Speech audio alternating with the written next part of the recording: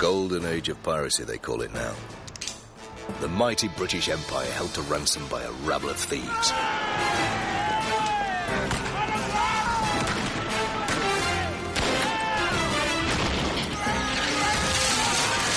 But for us who gave the age its name, it was the time of our lives. Hard to stop it, Mr. Smith! We cast off the shackles of law and order, went where we chose, did what we wanted, stole whatever took our fancy. Until the noose and the cannon snuffed us out. It wasn't Britannia that ruled the waves. It was us.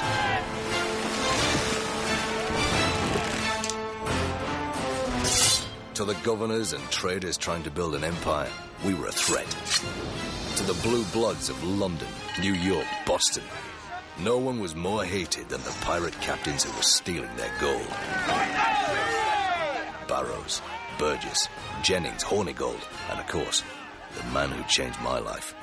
For better, for worse.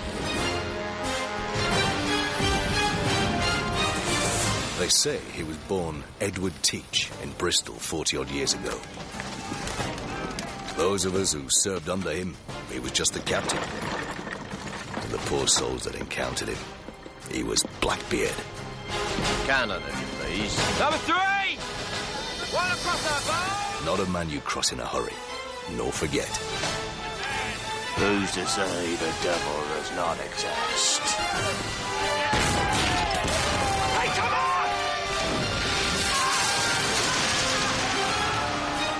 Our reign of terror lasted 2 years. From the Caribbean up the coast of America, no ship was safe.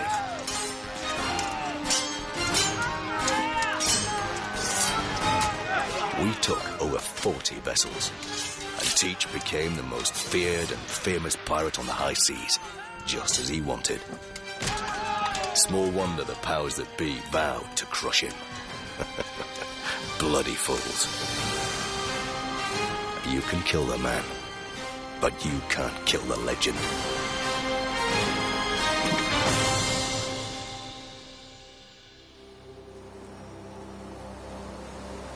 Our story began a few years after war with the Spanish.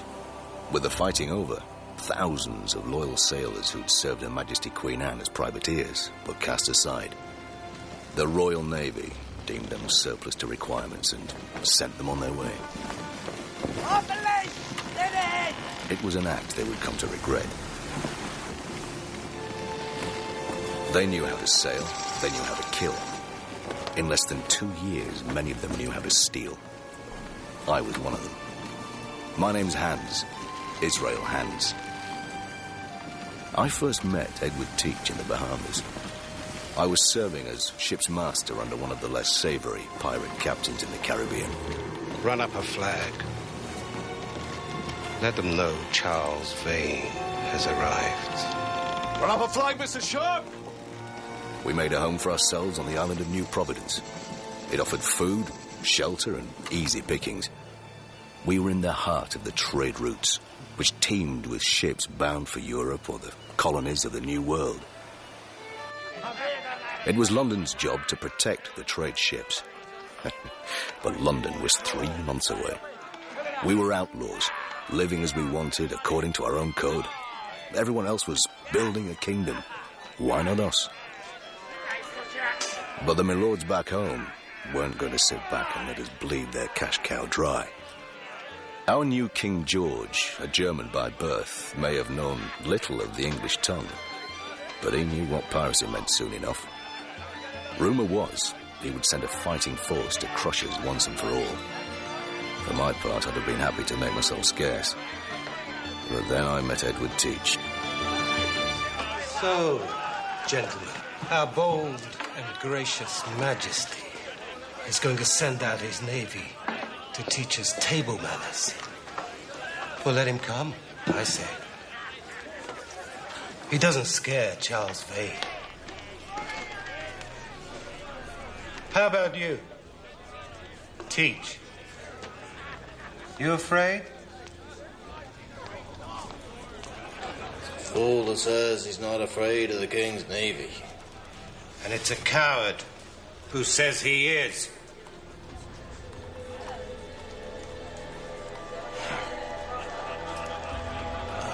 don't mean that, Mr. Vane.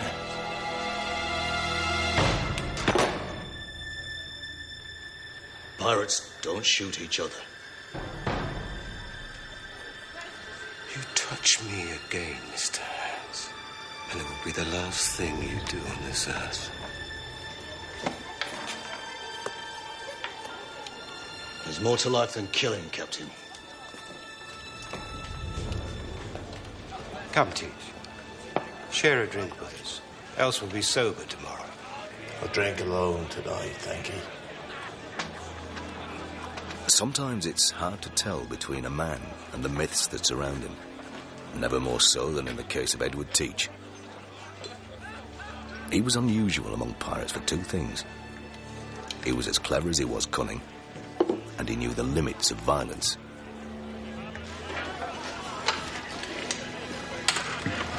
Tell me, Teach, how many sloops have you taken? Fewer than you. Aye. Fewer than me, that's right. Yes.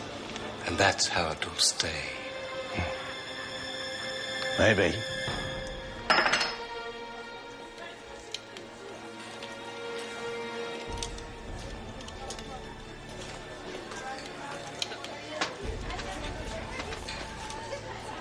You could have got yourself killed over there. Aye, so could you.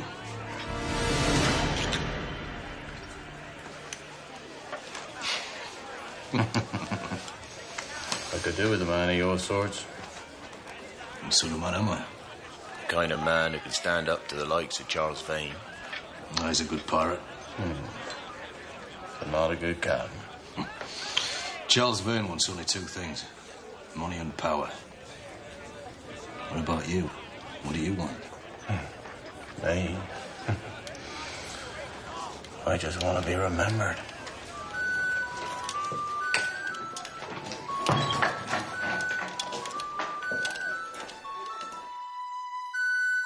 After a time serving Her Majesty Queen Anne as a privateer, Teach cut his pirate teeth serving under our good friend Captain Hornigold.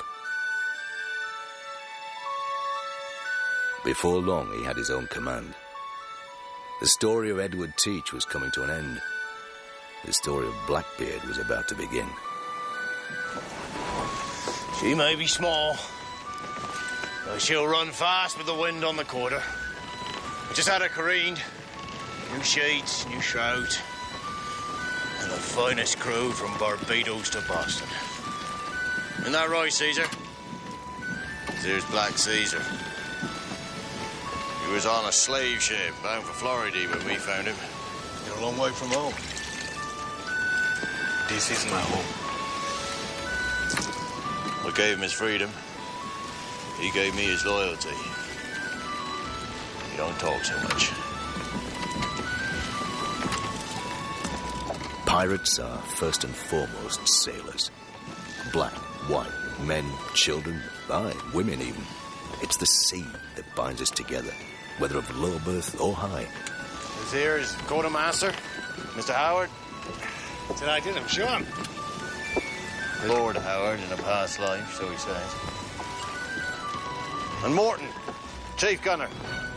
But my lord, if the rum don't kill you, the food will.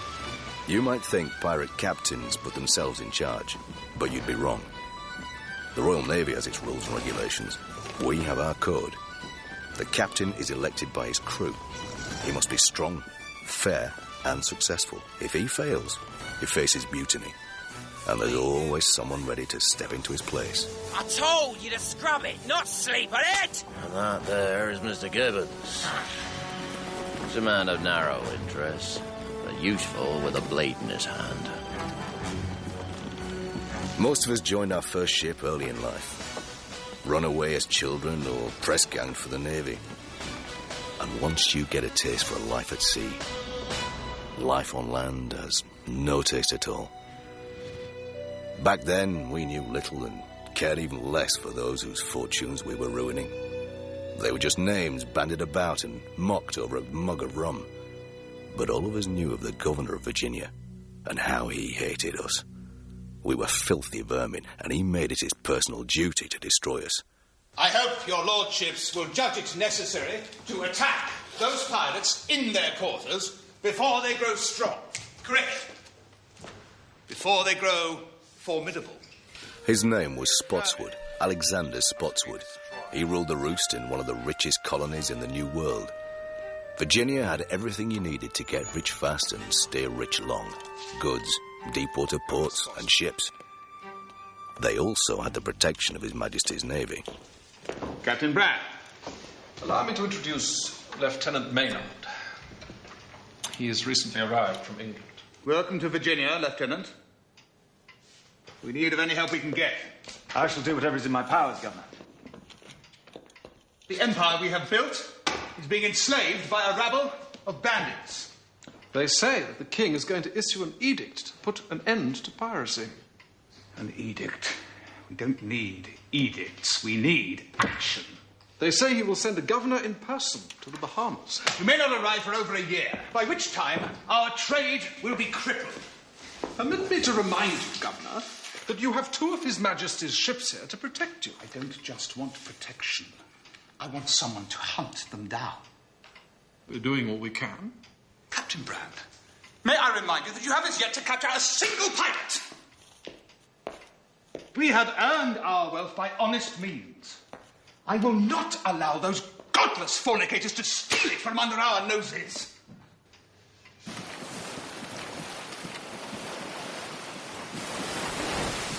This is my hunting ground. All the way from Brazil up as far as Virginia. It's good for local trading vessels, the odd French or Spanish sloop. In other words, same prey that every other pirate's hunting for. Ship ahoy! Larboard bow! 2 points! For now, at any rate.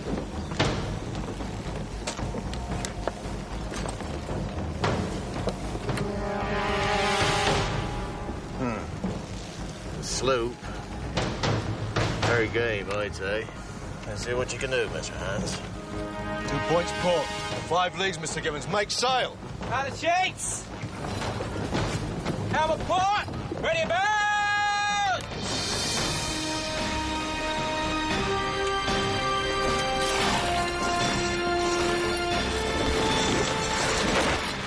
Like most pirates, we sailed a sloop, a small single-masted boat. And you sail a sloop for 2 reasons only. They're fast and they're wieldy. When you meet your foe, you give chase. Chases are slow and long. It's not a battle of firepower. It's a battle of seamanship. They led for the coast. Try to lose us there. Too shallow and dangerous. Now she'll hold her course and hope we don't catch her before nightfall. Think you know it all, do ya? Don't matter what he thinks. What matters is what I think. Unless you're prepared to take the command yourself, Mr. Gibbons. No, didn't think so. Hold the course, if you please. May the faster man win.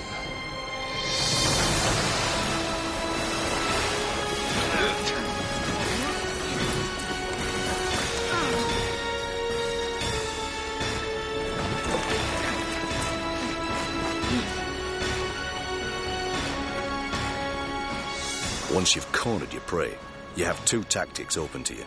Gentle persuasion and brute force. Bear cannon. Pair cannons! 1, 2, 3, larboard side! On the monkey! Run out the piece! Fine work, Mr. Hans. I believe we have him.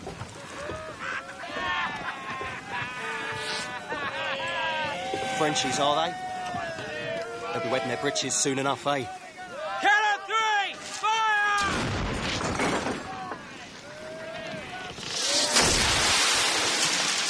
Almost clean out, come on! They're not going to lie down quite as easy as I thought. Prepare to board. Run out! Plates! Gate! Prepare weapons! We only fought when we had to. But when we did, There was no standing on ceremony. Easy, straight to the lesson, shall we?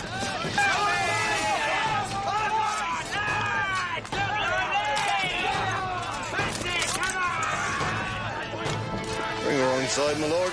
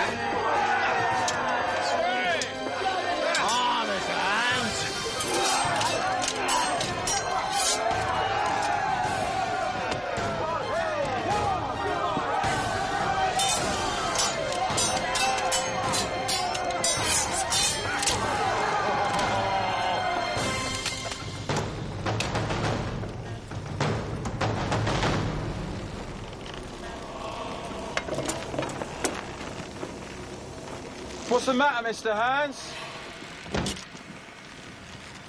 Scared of finishing the job off. No need to kill a man who's already surrendered.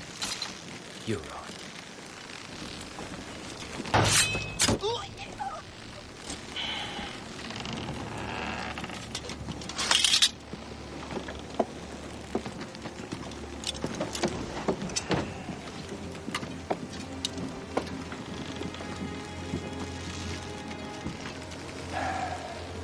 All right, gentlemen. Let's see what they got. So, on occasion, blood was shed. And not for Spanish galleons and hoards of gold. Goods were what we killed and died for. Tobacco, dyes, sugar. The bonanza of the Caribbean. All that bloodshed for 50 sacks of sugar.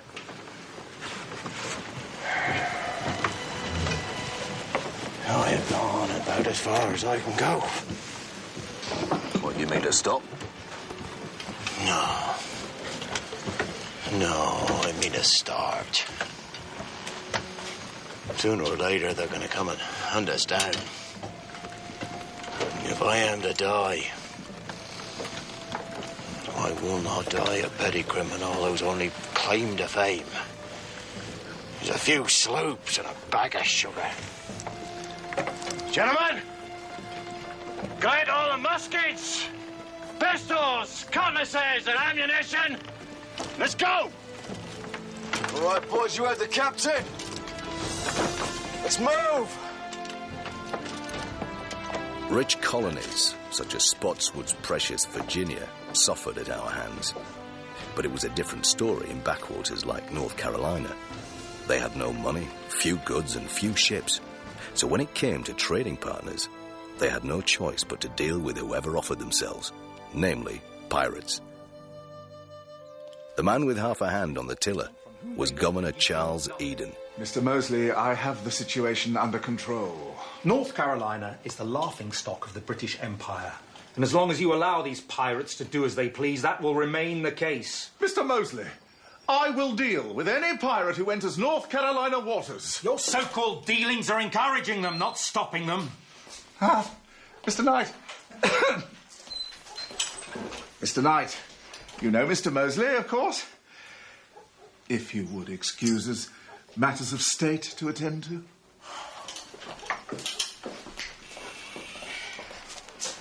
That devil Mosley practically accused me of collusion with the pirates.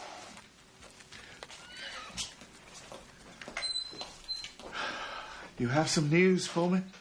An offer, as a matter of fact. 50 sacks of sugar, courtesy of a local tradesman. Very well. Make the necessary arrangements.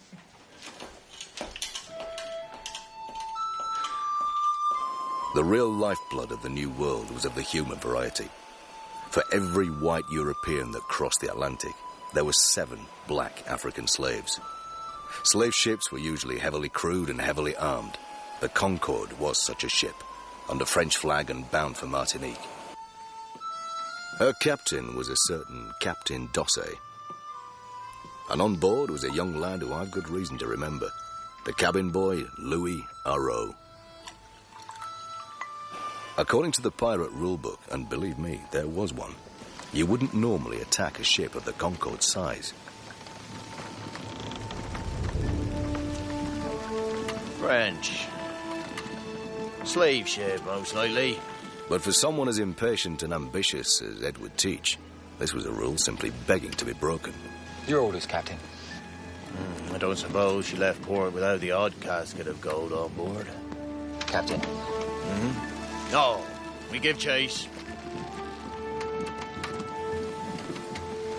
You think me mad, Mr. Hans? I've not yet decided. Neither have I. Prepare cannon. It was then that I realized that our captain would never be content with modest prizes and a life of comfort.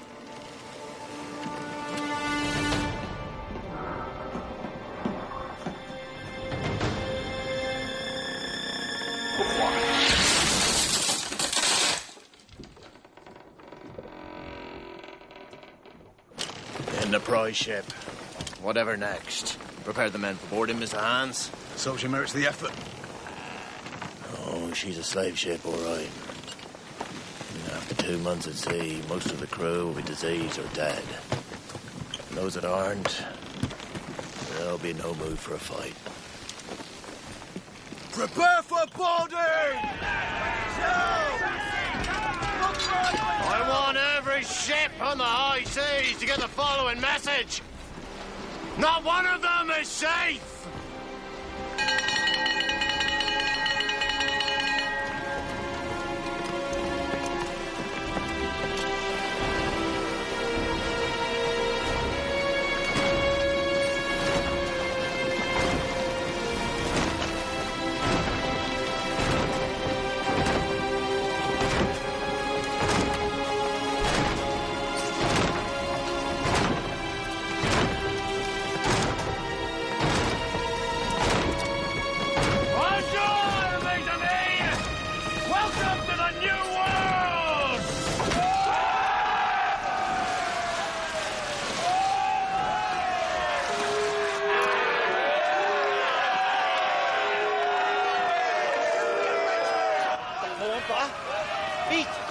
So the captain's tactic of intimidation had brought in a fine haul. I suppose you could call him a pacifist of sorts. And his suspicions about the state of the Concorde's cargo and crew were on the mark. 2 months at sea, and over 50 cargo dead. Most of your men sick with fever and dysentery. You want to have a little more respect for humanity, Captain Darcy. Want me to kill him, Captain? I fear that might make him slightly less prone to talk, Mr. Gibbons. Nothing. He must have hidden it somewhere.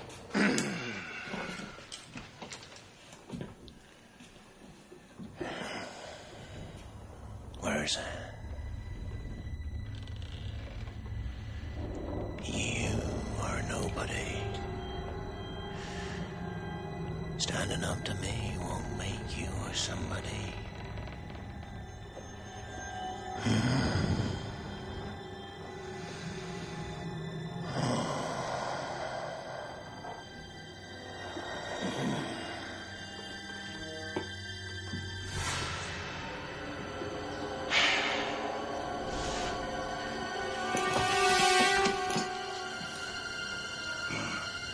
appreciate me. Mr. Gibbons, if you mind doing the honours. No. Not the ring, Mr. Gibbons. The finger!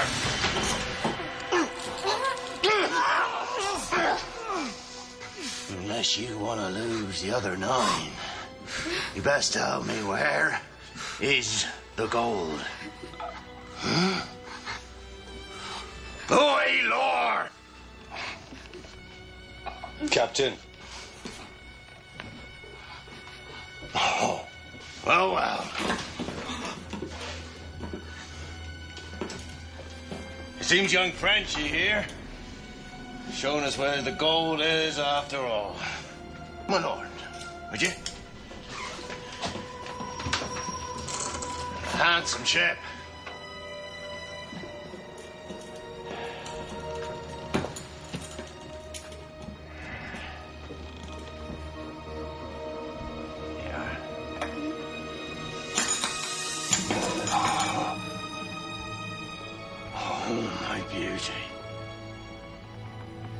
Come here, Frenchie.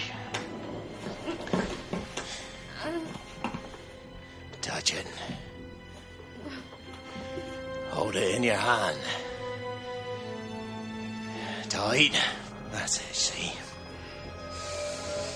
Hold it too hard. You lose it.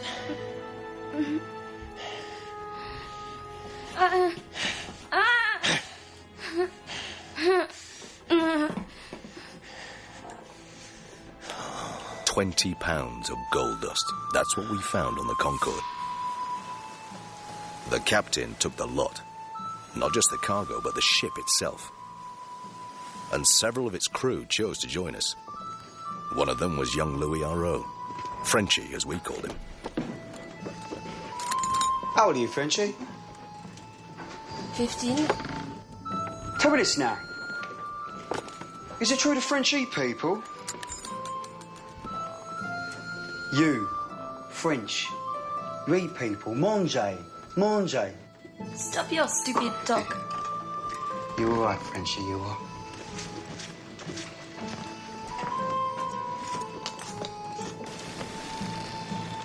For all the reputation we pirates had for cruelty, the captain knew there was more profit to be had in not killing the enemy. Thus, he gave Dossé and his crew our old sloop and let them continue on their way. The way we saw it, he was sending a message to future victims. If you don't fight, you'll live. Like I said, the captain was no fool. So you're none too familiar with pirate ways, then? No. Sit down.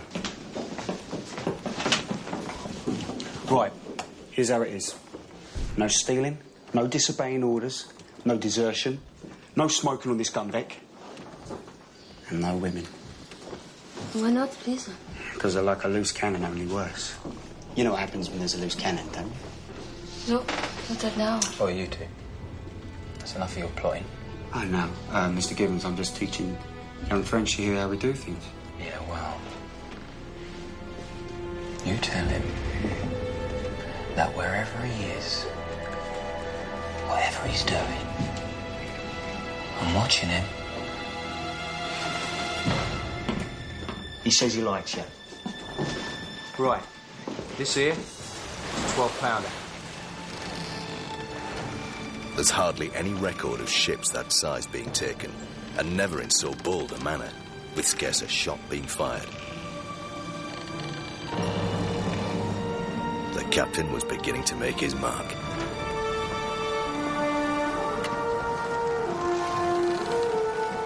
Fire.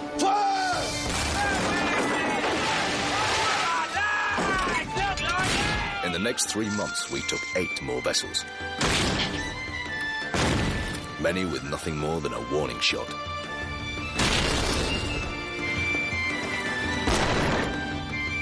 Word of our activities was beginning to spread. So was Teach's reputation, just as he desired.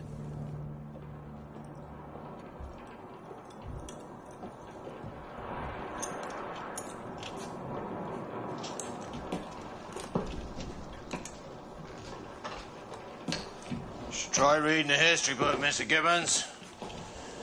Very good for the mind. I can't read. Oh. I have no mind with which to do so, I fear. What about you, Hans? You read? Nothing beyond a logbook and a chart. Well, you should. Every event, every great person, every empire, written down for posterity. It's only through history that we truly exist. Ship ahoy! Talk loud! 3 points north! We should be a part of it. The captain once said to me, remember your errors as well as your victories. If only he'd taken his own advice on the day we took the Great Allen. It was a day of victory. It was also a day of error. Big, all right? 40-odd cannon, I reckon. We'd spotted a large, unidentified vessel on the horizon, a 3-master. Run a flag.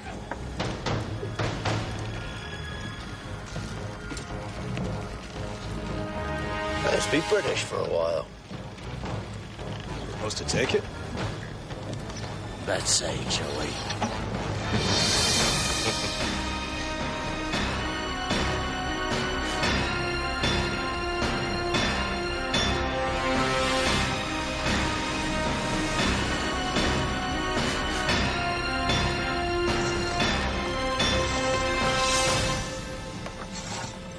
Run up the flag, Mr. Smith. Run up the flag!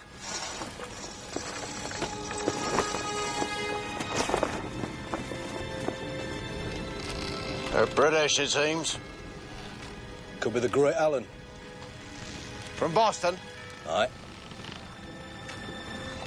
Correct me if I'm wrong, Mr. Hans. Was it not the men of Boston that treated Captain Bellamy's crew so poorly? Aye, it was.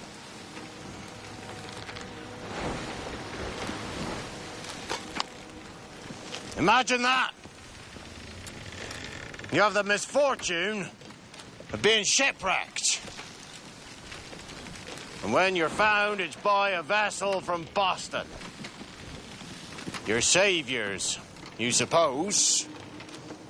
And what do? They only go and hang 6 of your number. Not proper, that isn't. Not proper at all. What are your orders, Captain? We attack. Stand by your sheets! Brace in the crowjacks! That surprise you? Aye, it does. As it will then. I want every governor from Florida to Rhode Island choking on their claret when they hear this. Run up our flag! Let's show them the new face of revenge.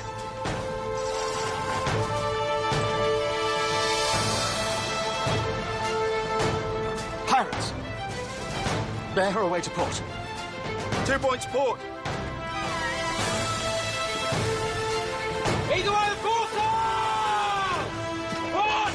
2 points! Prepare cannon. Prepare cannons! 1, 2, 3, larboard side! Christ almighty. He's going after her. Prepare cannons! Prepare cannons! Hard to starboard, Mr. Smith. Hard to starboard!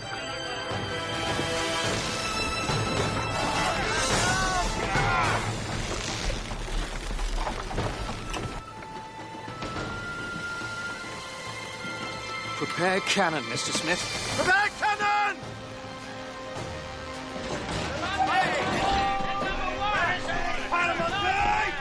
That's you, Frenchie!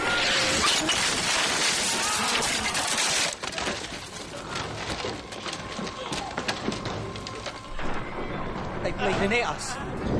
Help over here! Frenchie's still alive! Good shooting, Mr. Smith. 2 dead. Young Frenchie's hurt bad. Mr. Gibbons, get me alongside. Not easy in these conditions, Captain! Get me alongside! All right! Stand by your runners! Head aloft and over!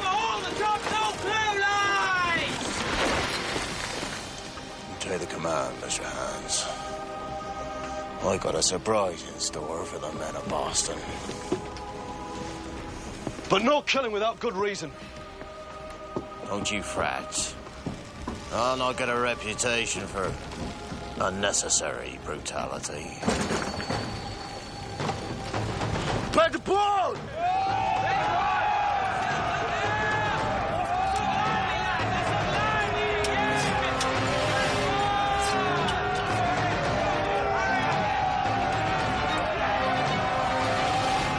The captain chose this moment to complete his little piece of theatre.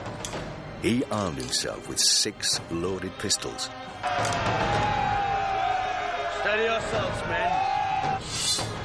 2 cutlasses.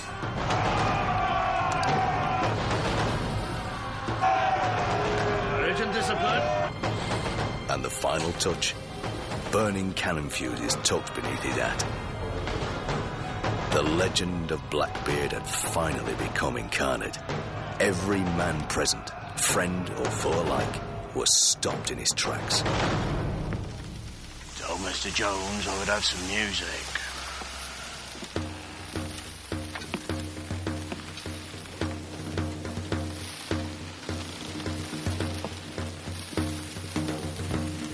Today is a day of revenge.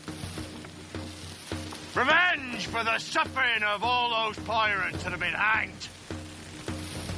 Revenge against those for whom we fought, but who've now decided that we're not required anymore. We built their empire for them. Now they want to hang us. So, gentlemen, we have a choice. We either let him, or we die! Say hello to the devil.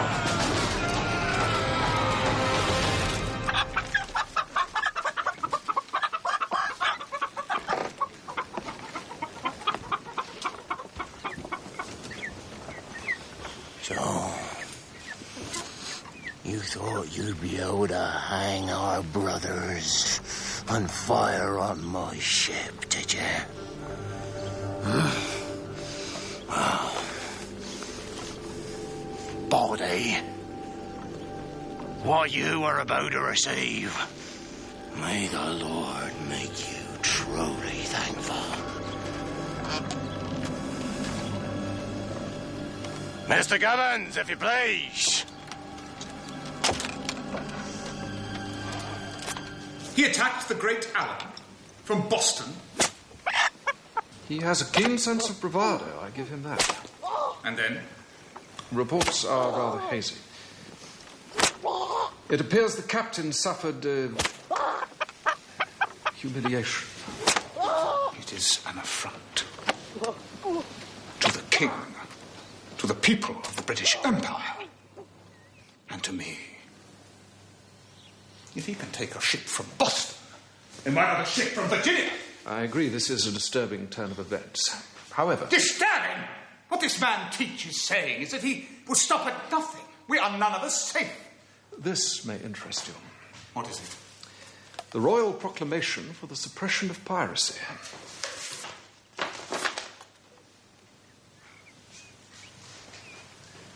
We do hereby declare that any pirates so surrendering themselves shall have our gracious pardon. Is this how we reward them? For destroying our ships? Bankrupting the empire? Torturing our citizens? A pardon? It is the most realistic course. We do not have the resources to chase down every pirate on the high seas. Teach, and the rest of them will laugh at it.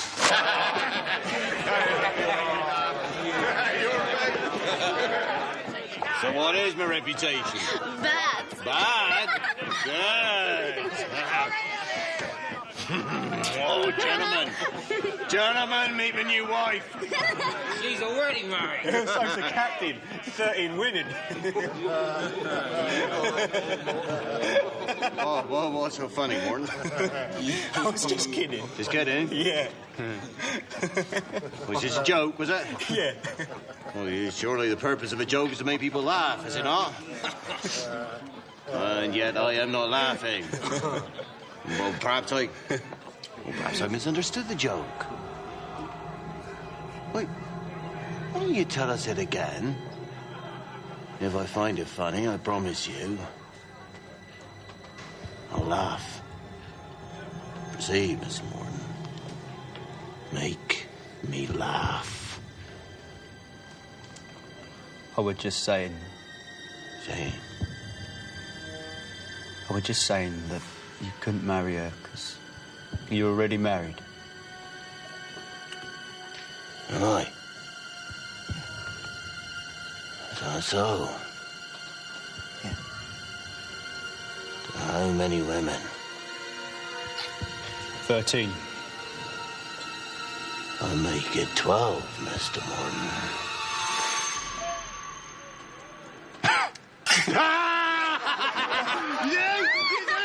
I got him again, you Scully!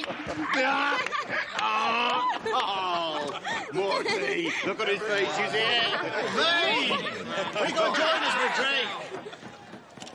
Charles Vane deserves a drink after taking 2 sloops in as many weeks. Congratulations. Rumor is you're sailing a ship these days, teacher. 3-master, huh? You're quite the talk of the town. Oh, my lovely. Fun's over. Taking a ship. That's a bold move.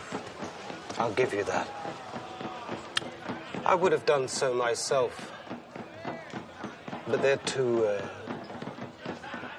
Big. Come now, Mr. Vane. All you have to drink, eh?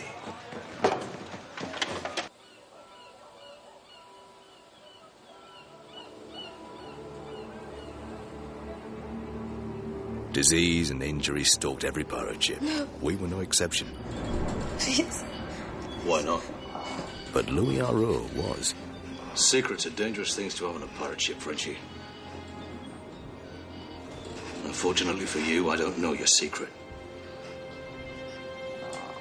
Tell people that women chose to be pirates and they'll never believe you. But go to sea they did. God knows why. Life on land was even worse, perhaps. But they ran a risk. If the truth came out, they'd be lucky to escape with their lives. Pirates liked women well enough in a bed, but not on a ship. Now, let's just imagine that I did know your secret, open. And we're both agreed that I don't. But supposing I did, I'd have to give you a piece of advice.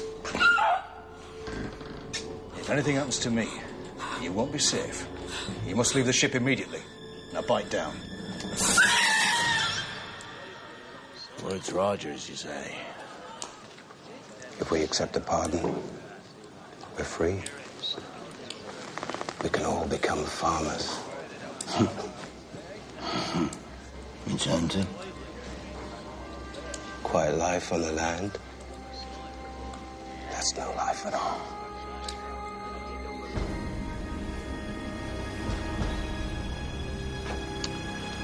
So, what do you plan to do next?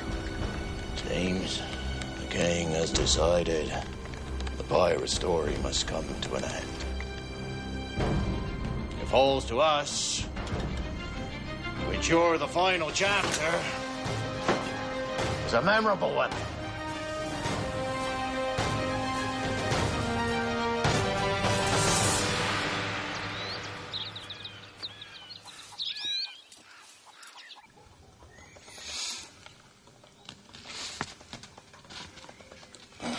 So, the adventure is now legally registered in the colony of North Carolina. Why, thanks. Now then, we are delighted at your decision to reside here in Bathtown.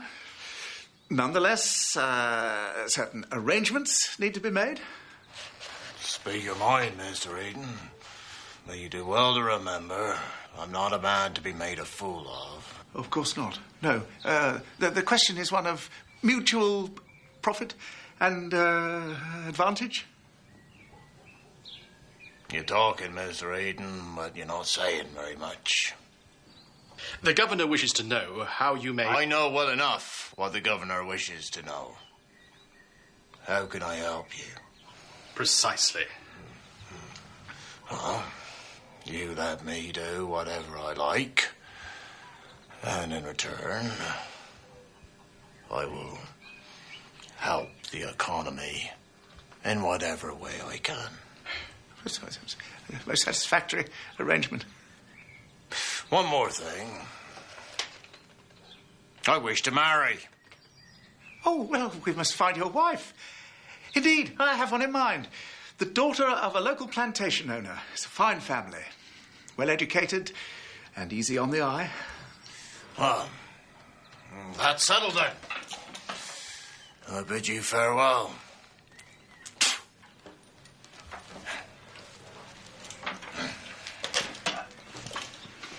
Gentlemen. It is time to teach Mr. Teach a lesson. Time to show the people of Virginia that their governor is not a man to be toyed with by a common criminal. Why Teach? There are many other pirates at large. None of them shout as loud as Teach. I must insist that we wait for the king's governor to arrive. Cannot wait another 2 months. Governor, you cannot wage a private war on piracy. Captain Brand, with or without His Majesty's Navy, I shall have my man. He did what? He has come to accept the royal pardon. Should not be joined. Holy matrimony, let him declare it now. My husband's going to trim his beard and wear the finest coat in Bath Town. We hunt him down. We use speed, stealth, and cunning. This plan is ill-conceived and dangerous. I think it's rather clever. You know what the punishment for lying to the court is, don't you? Execution.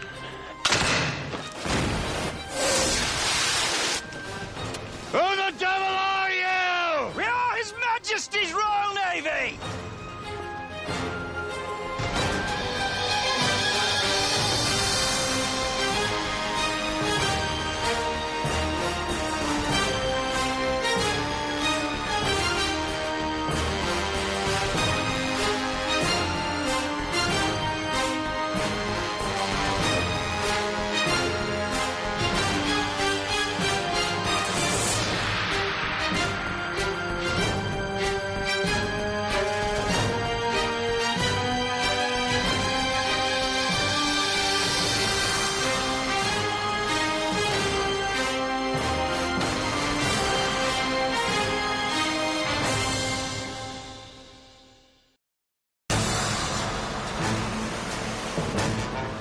My friend Edward Teach, known the world over as Blackbeard, was the most feared pirate on the high seas. Sloop, very game, I'd say. Fair cannons, larboard side! The king had made his offer of a pardon, but we were not the types to stop pirating simply on account of being asked politely. Besides, we reckoned there was them as would do nothing to enforce the king's wishes. I will deal with any pirate who enters North Carolina waters. Your so-called dealings are encouraging them, not stopping them.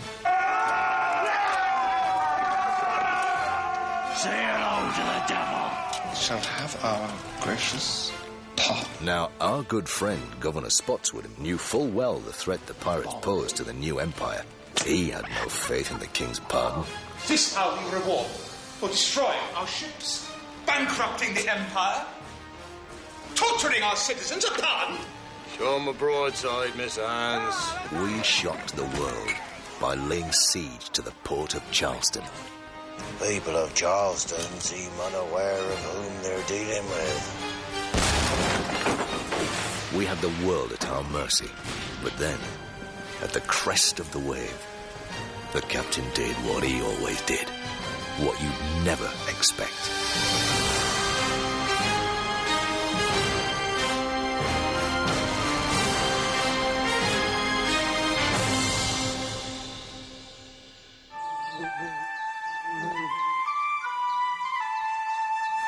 If any man shall find just cause that they should not be joined in holy matrimony, let him declare it now.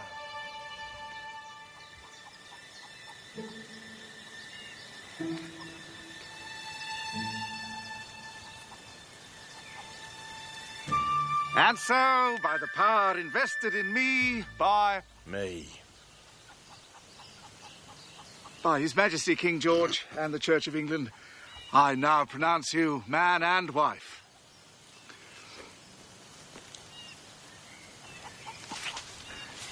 May I offer my warmest congratulations. Thank you. I understand your new home will soon be finished. So, Mr. Teach, your seafaring days are over then? Perhaps. But you still have your ship.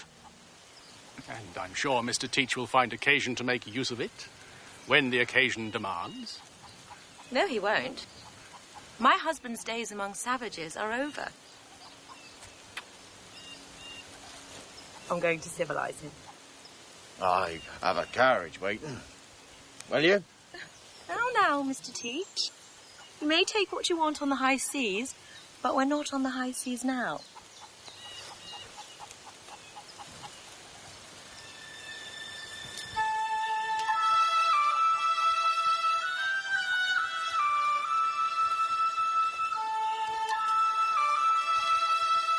He will soon be a pillar of the community.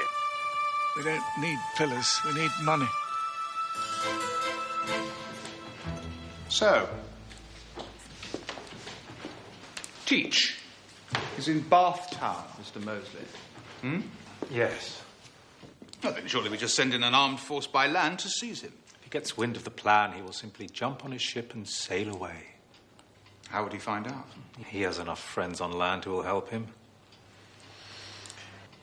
Then we send a naval force as well. If he tries to escape by sea, you'll find Captain Brand's warships waiting for him. But we don't know where his ship is moored. It could be anywhere within 20 miles of Bath Town. Leave that to me.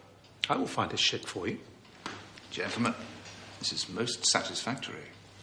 We eliminate Teach. Eden is tried for collusion. Mr. Mosley becomes governor. There is one obstacle in the path. Having accepted the king's pardon, Teach is, in the eyes of the law, no longer a pirate. The captain is right. To kill him would be illegal. Teach will soon tire of life on land. He was born a pirate. He will die as one.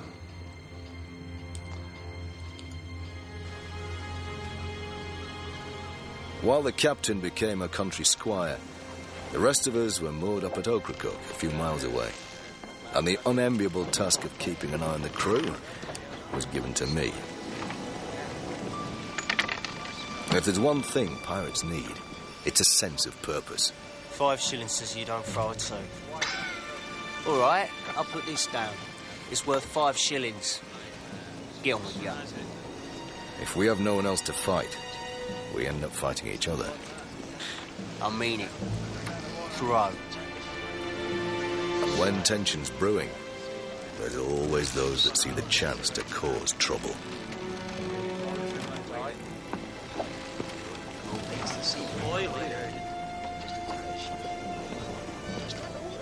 You know, Frenchie, secrets, ships.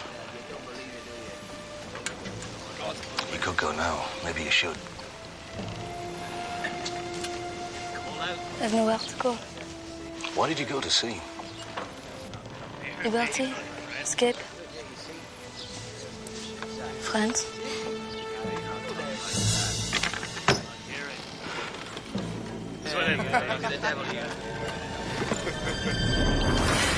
Take your job! He's got a knife! Wait! Get up! I take this! What's going on? Morton bet me 10 shillings I'd throw 2 sixes. I didn't. Then pay up. I ain't got it, mate. No money, no rum, no captain. We'll go ashore. What? And join the captain at some fancy tea party? There's rum on land. Not that your tongue needs any loosening.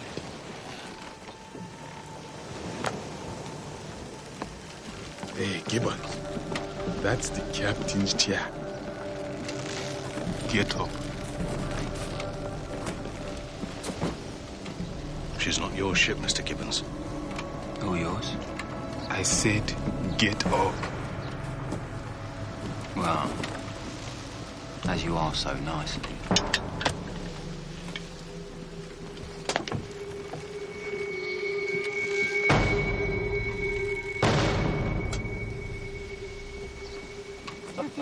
I said to him, to wit, to woo.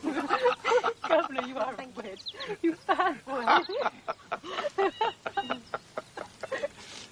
I understand. You are planning a party, Mrs. Teach. Yes, my husband's going to trim his beard and wear the finest coat in Bath Town.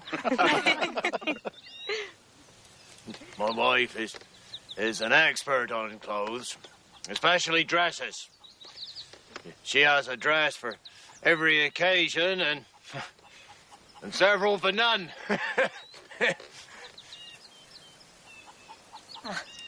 At least one of us knows how to behave in civilized society. Oh, but your husband is a celebrity. Not anymore. He's a country gentleman now. Or at least I'm trying to make him one. Tell me, Governor, do you go to bed wearing your stockings? No? Oh, my husband does.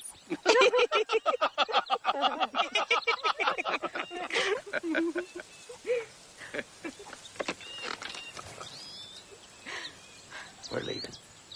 Oh, but I don't want to go now. Come on. Get up. No! Sit.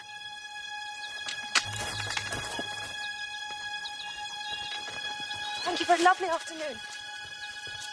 Where are we going? To meet some of my friends. You can try civilizing them. What's this all about? Take it back.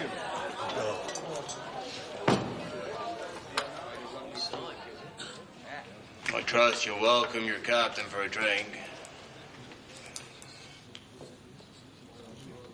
Unless, of course, you found yourselves a new captain.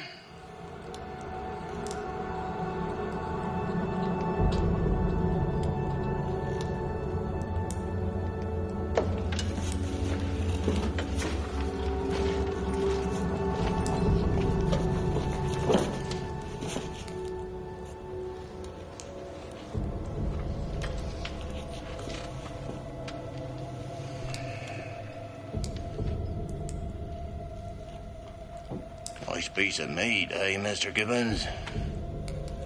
Fine lady, Captain. And all yours. If you choose. Could you? You... You're with pirates now. Pirate rules apply. Equal shares all round. It's called democracy. As you wish, Mr. Gibbons.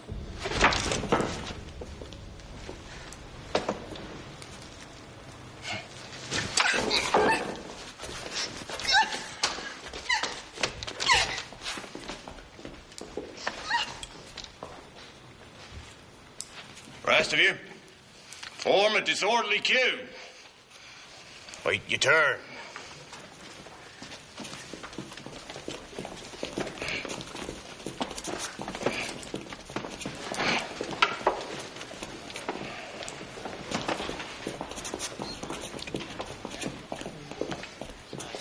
I have a mind to go for sail tomorrow, Mr. Hans. Would you care to join me? See what we might come across?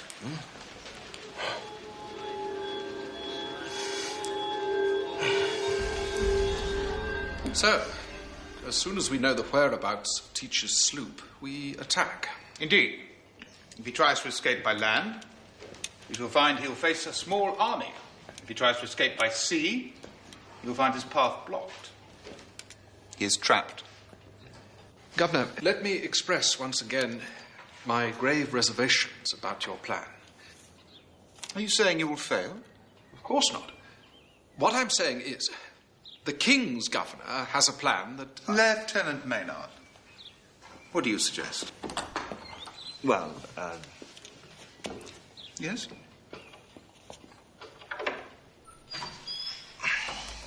we play him at his own game. Meaning? Use sloops. Sloops? And then what? Ask him if he wouldn't mind awfully handing himself over. No. Then what? We hunt him down. We use speed, stealth, and cunning. Those are his tactics. He will not expect the Royal Navy to use them against him. You shall have your sloops. Governor, I must object in the strongest terms. This plan is ill-conceived and dangerous. I think it's rather clever. You will receive your official orders in the morning. So be it.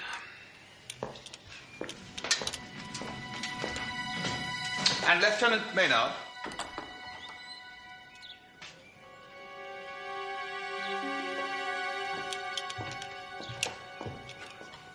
Catch Teach.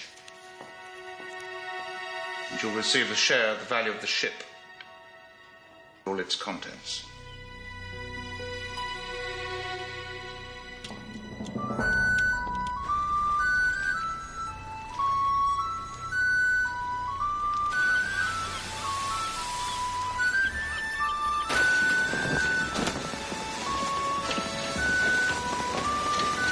Hold her steady, my lord. Good work, Mr. Stiles. Feels good, eh?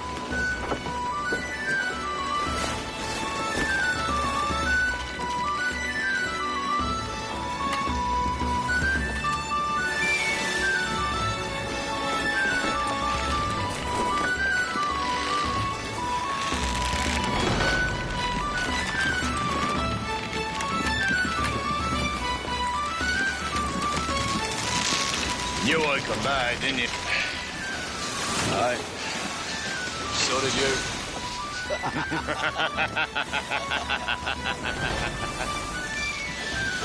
How are the men? Happy to be back at sea. Any sign of mutiny? No.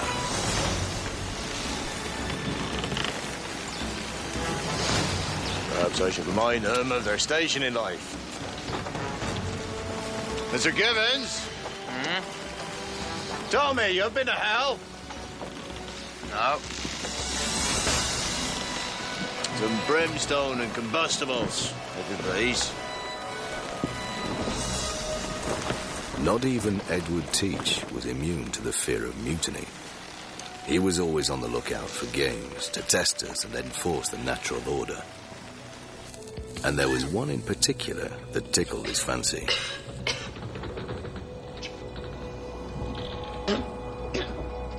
I expect you're all wondering what the rules are. It's very simple.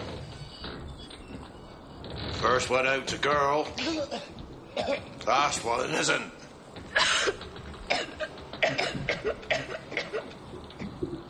Not a girl, are you, Frenchie?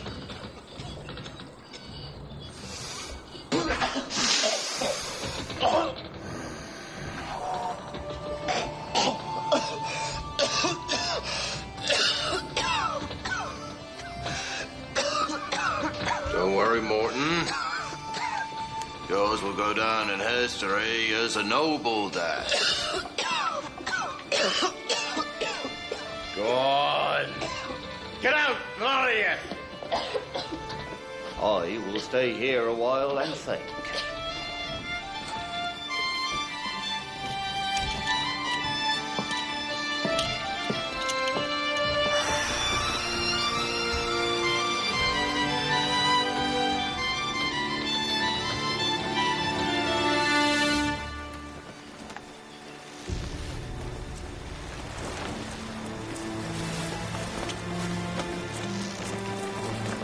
Straight ahead! Whatever in my sights! Looks like we're about to say hello to an old acquaintance. All to the wind, Mr. Gibbons. All out of flight!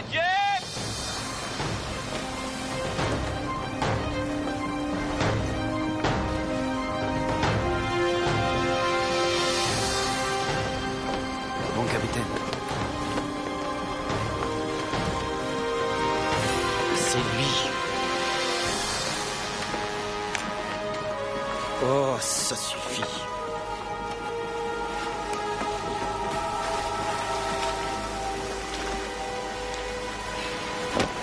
Wind's getting up, Captain. All the better, Mr. Hans.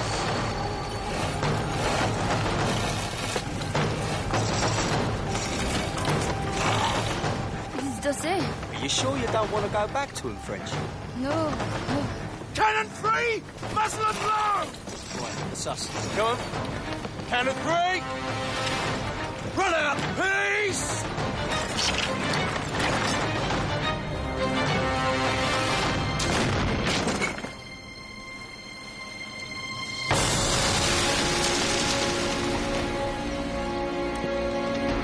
Bear another, if you please, Mr. Hans. Cannon fly! Prepare to fire! Fire. Fire! Drapeau en bas. Vite, vite. Drapeau en bas!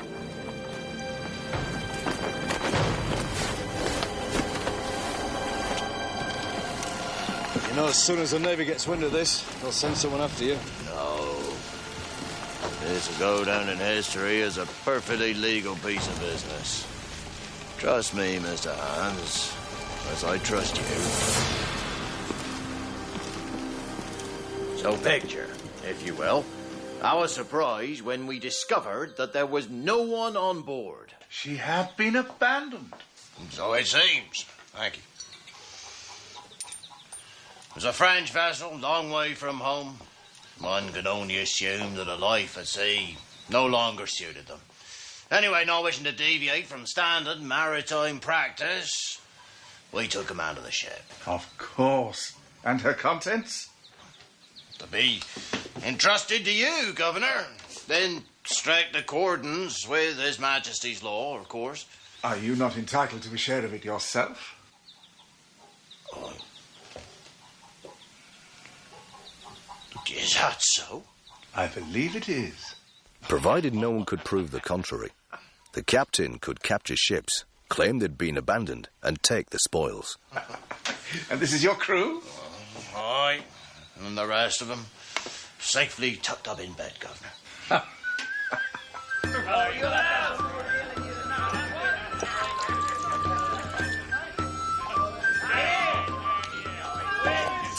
So life on land didn't suit the captain so well after all. And we might have carried on our cosy little trade for some time, safe in the haven of the captain's cunning. But even the best laid plans can come unstuck.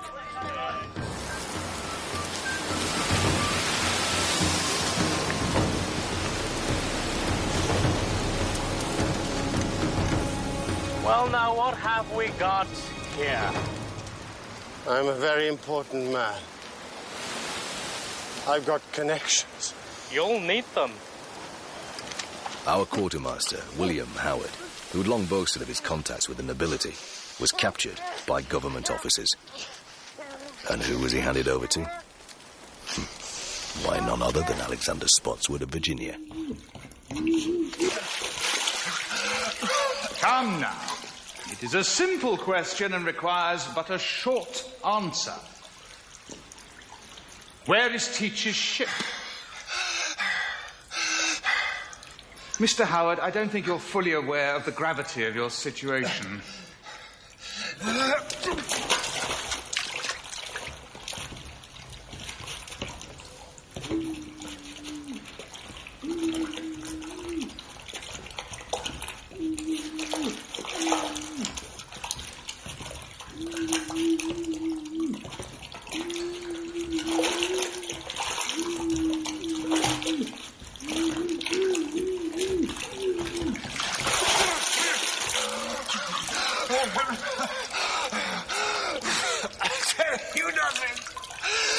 Oh, yes, of course. Pirate's Code of Honour. I have friends in London who'll help me. And it will take 3 months for that help to arrive. By which time, justice will have been served.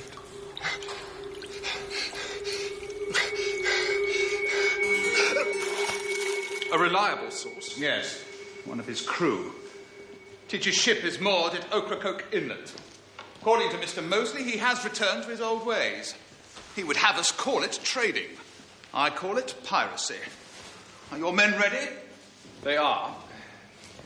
But I must take this opportunity to ask you to reconsider Spare me, your... Captain Brand. I know your thoughts on the matter. Lieutenant Maynard's sloops will be ready within the week. Speak. The prisoner Howard, sir. You will be tried without jury. Make the necessary arrangements. Very well, sir.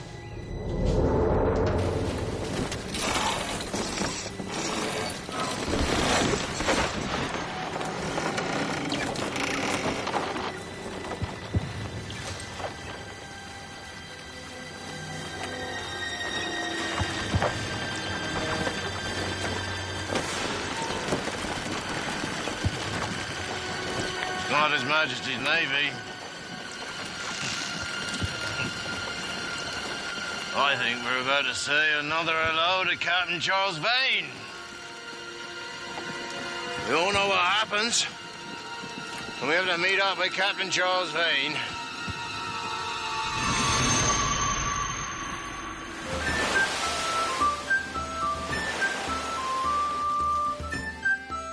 Charles Vane had sailed directly from the Bahamas, where he'd been witness to the arrival of Woodes Rogers, the King's governor. It seemed that most of our fellow pirates had accepted the pardon from Woodes Rogers. Vane himself was of another mind. Be quiet! David! Sir Woodes Rogers sails into port with a fleet of warships. And who's waiting there to greet him? On bended knee. Every pirate captain in the Caribbean. Hornigold, Jennings, Burgess, and hundreds of their men. Sniveling like little girls they were. What does Charles Vane do? He takes a sloop, sets fire to it, and sends it back into port. And here's the best bit. Who do you think Woodes Rogers has sent to hunt me down? None other than Hornigold! Oh.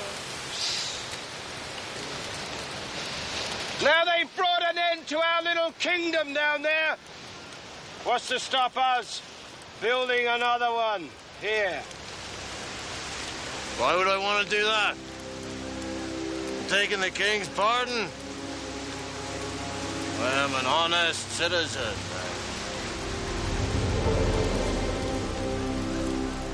This is inconvenient. And you're absolutely certain Governor Spotswood is sending an armed force to capture Teach? But he can't. Teach is no longer a pirate. That seems not to bother him. I shall go and see Teach in person and warn him of the danger. On second thoughts, you will go and see him. You are the more skilled at these matters.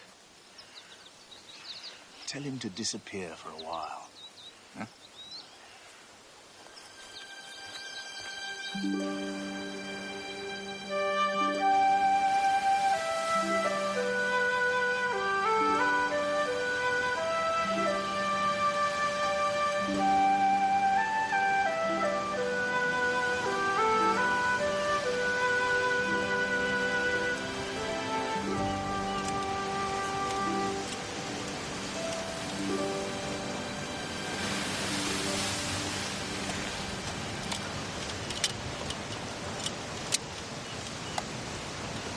Comes the Chief Justice. You're gonna clap us in irons, I trust? I have been in receipt of a most perturbing piece of information.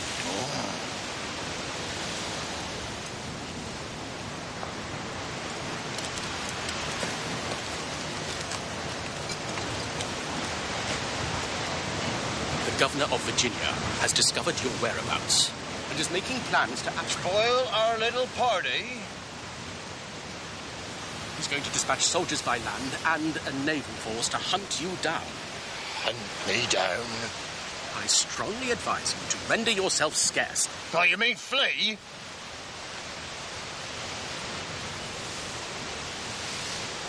But is it not illegal to arrest a man who has accepted the royal pardon? Governor Spotswood is a very determined man. Mr. Knight, I value your information,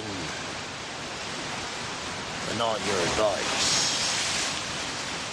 You do well to remember that I do as I choose. And not even the might of His Majesty's Navy will convince me otherwise.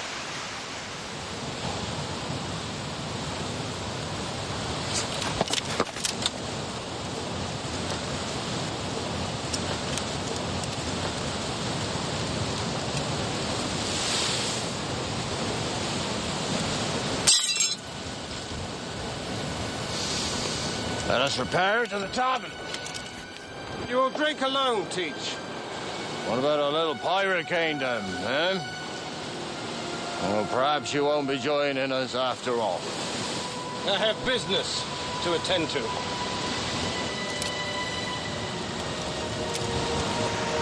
Seems that Captain Vane does know what fear is after all.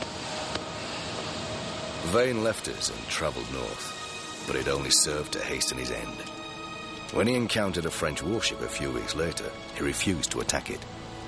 His crew accused him of cowardice and mutinied. In due course, Vane was arrested and hanged. He deserved no better. They're coming. Now you can leave if you wish. No, I've come this far with you. I'll not leave now.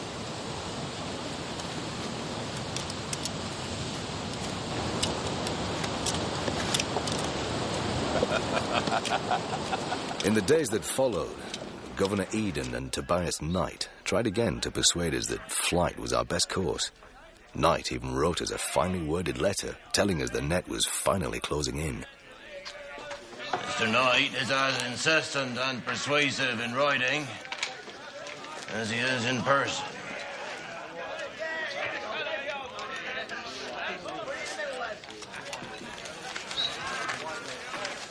I'd like to propose a toast. To Mr. Gibbons. To Mr. Gibbons. Mr. Gibbons. Tell me, why you never try to kill me? Take over my command.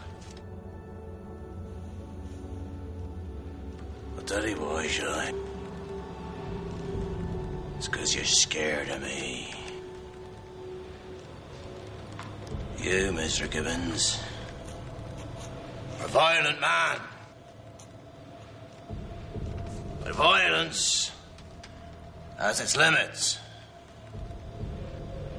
You know that I, on the other hand, have none. I will always know what you are thinking. And you will never know the same of me.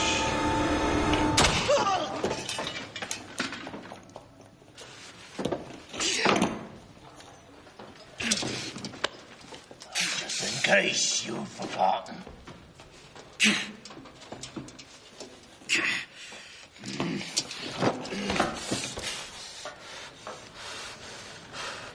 You will thank me for that soon enough, my friend.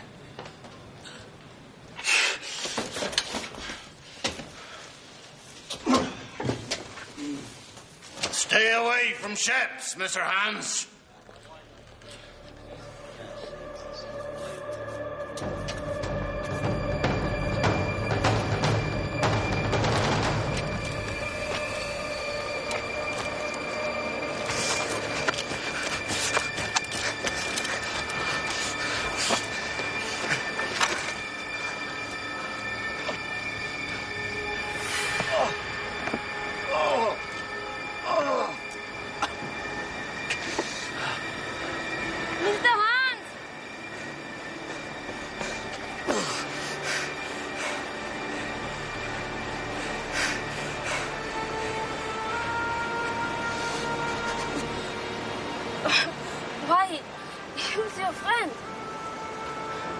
Exactly. Friend enough to save my life.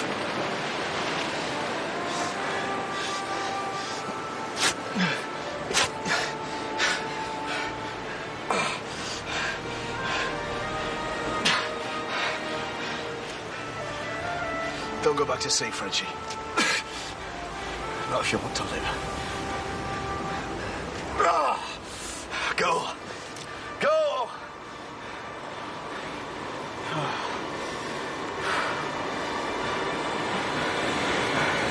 Good luck, Frenchie.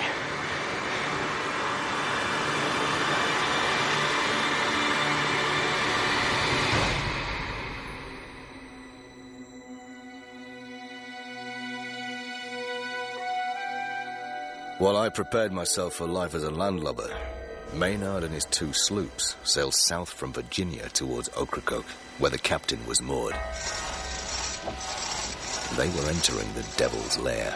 The waters teach me better than any man living. It was a well-chosen spot. Easy access to land, easy access to the open sea. Teacher's moored his ship here. If we attack from the south, he's no choice but to head north or we drive him inland. No, it's too shallow. They'll run us aground. We must lure him out into open water. We'll anchor here overnight. At daybreak, we'll send out a plumb line to gauge the depth. We then attack him from the south. Aye, sir.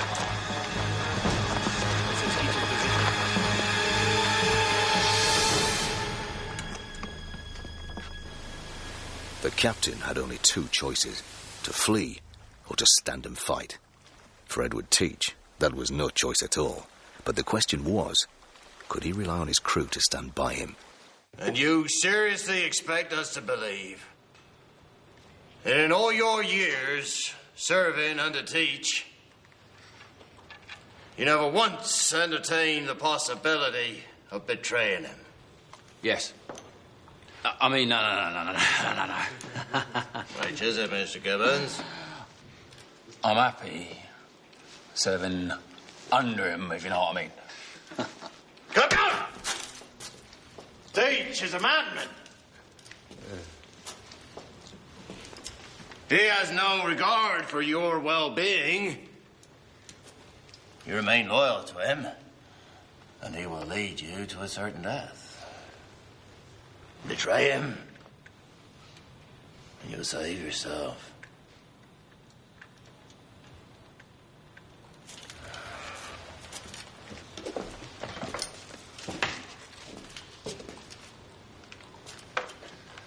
Mr. Blackbeard, he's a fine captain, and I'd follow him anywhere.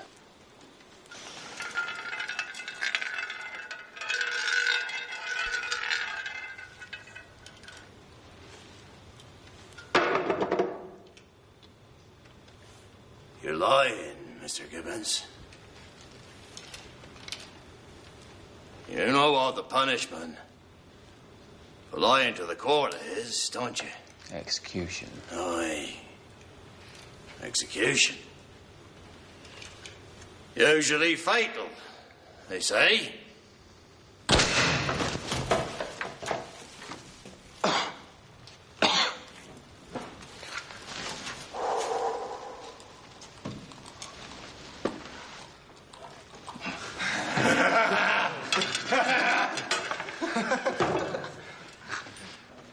Give the poor fool a mug of rum. Gentlemen, the game is nearly finished. Those of you who've had your fill of gambling, you should say your goodbyes.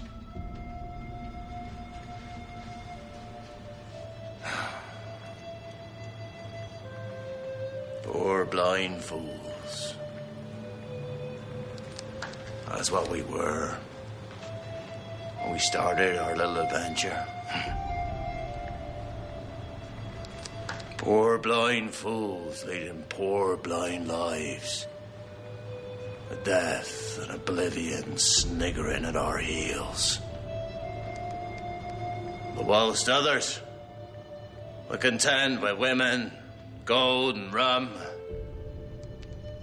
We have set our own course. We will not be forgotten.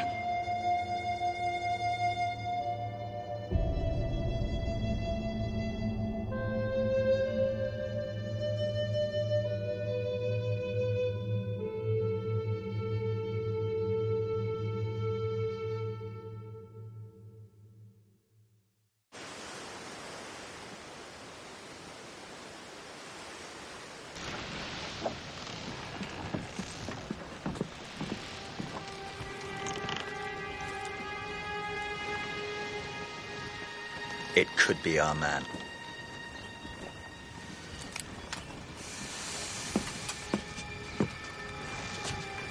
Give the signal to Midshipman Hyde on the Ranger to weigh anchor and set his sail. Total silence, gentlemen. Now let's see if he's as fast as they say he is.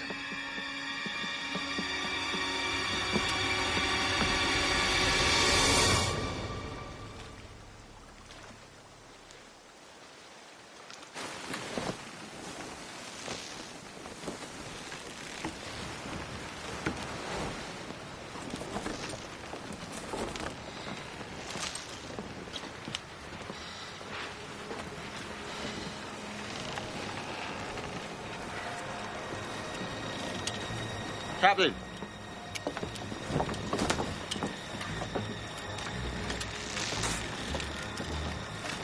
Gentlemen, I believe our friends from His Majesty's Navy have finally arrived. A warning shot, if you please, Mr. Gibbons.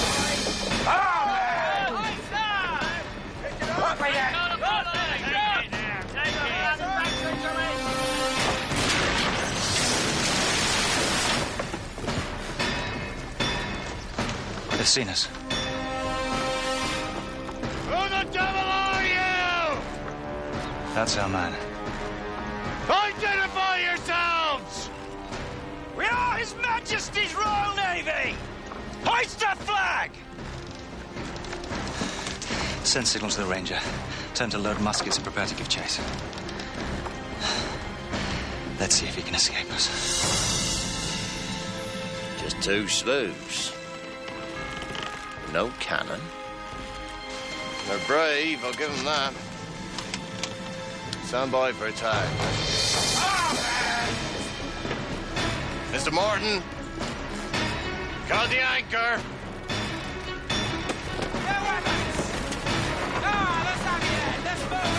What the devil is he playing at?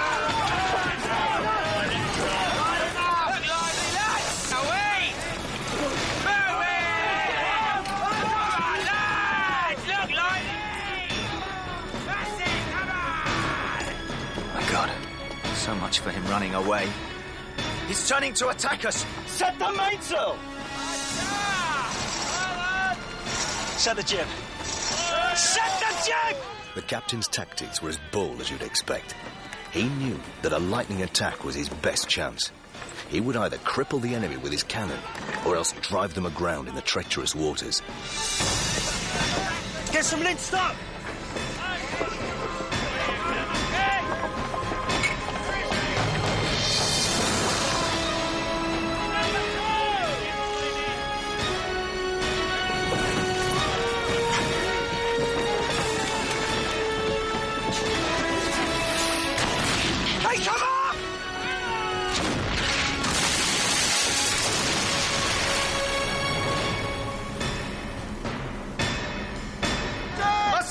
Over here!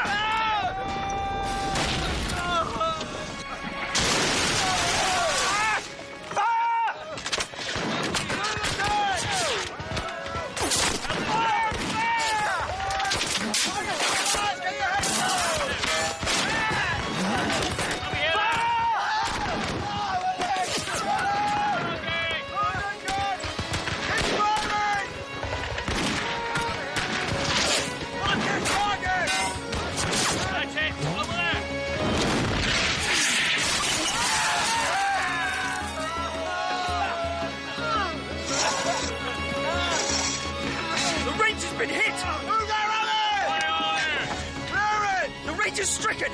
Get us out of here! You've got a ground, Captain! Damnation! What do you say, Ken? All men below deck. Below deck, all of you now! Below deck, all of you now! Get in our hole now! They've gone aground! They're off! Fine work, Mr. Morton. I believe we have him, gentlemen. Prepare to board! Put alongside! Line the load! Throw everything overboard!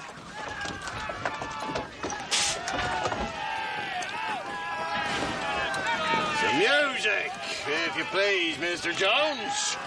Mr. Jones stayed on land, Captain. Well, we shall have to just win the day without him. Mr. Drake!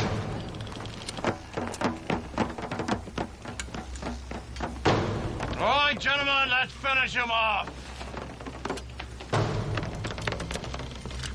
No, not you, Caesar. Should anything untoward happen, I want you to stay here, ignite the powder, and they may take me, but a ship under my command, never.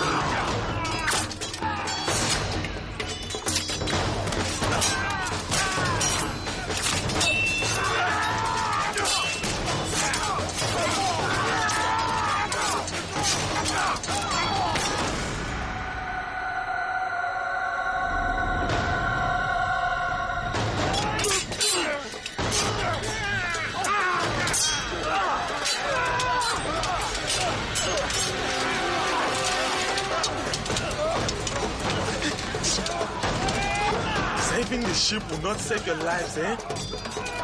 Traitor!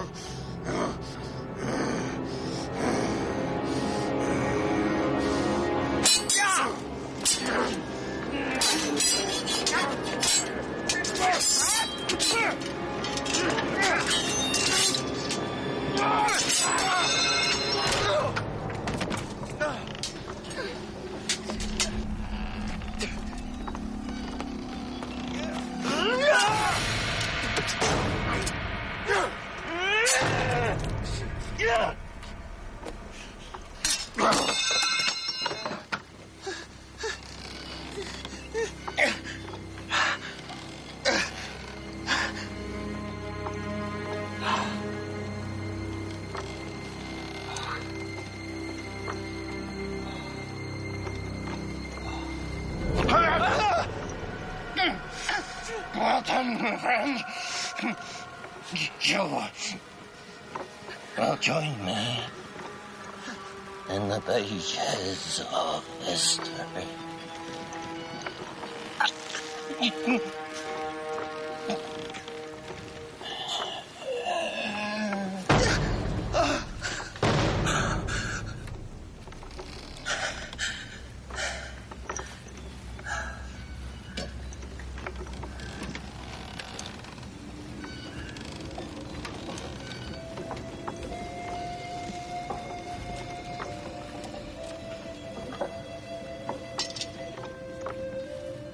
Poor blind fools. That's what we were. Poor blind fools leading poor blind lives. With death and oblivion sniggering at our heels. But whatever fate has dealt us, of this we can be certain. We will not be forgotten.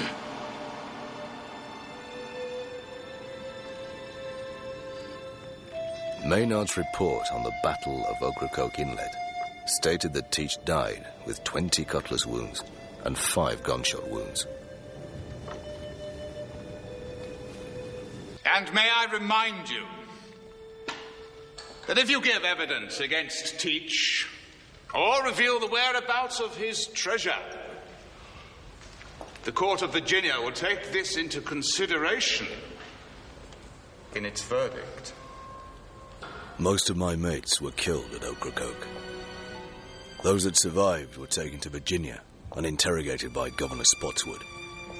Amongst them was Black Caesar. He refused to give evidence against Teach. The others said whatever they thought would save their skins. Little good it did them. All but one ended their days at the end of a rope. The first day I met Louis R.O., I knew he was too good for pirating.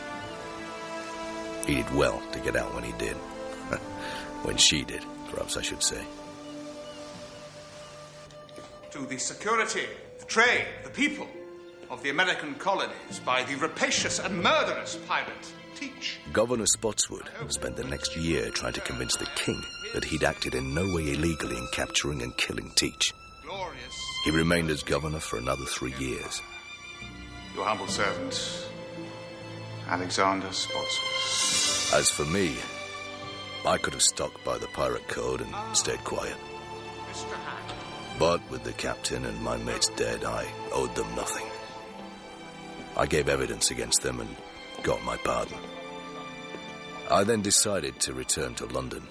Rum will be fine. For a crust of bread, I tell stories of what really happened in the golden age of piracy. And there's none better than the story of Edward Teach. Lieutenant Maynard returned to Virginia, but he had to wait 4 years for the money that Spotswood promised him. The story goes that when they lopped the captain's head off and threw his body overboard, it swam round the ship before sinking. Some say twice, others say 7 times. A legend, no doubt, but a legend the captain would be proud of. Within a few years, the government had all but stamped us out. Piracy and its greatest captain were dead, but not forgotten.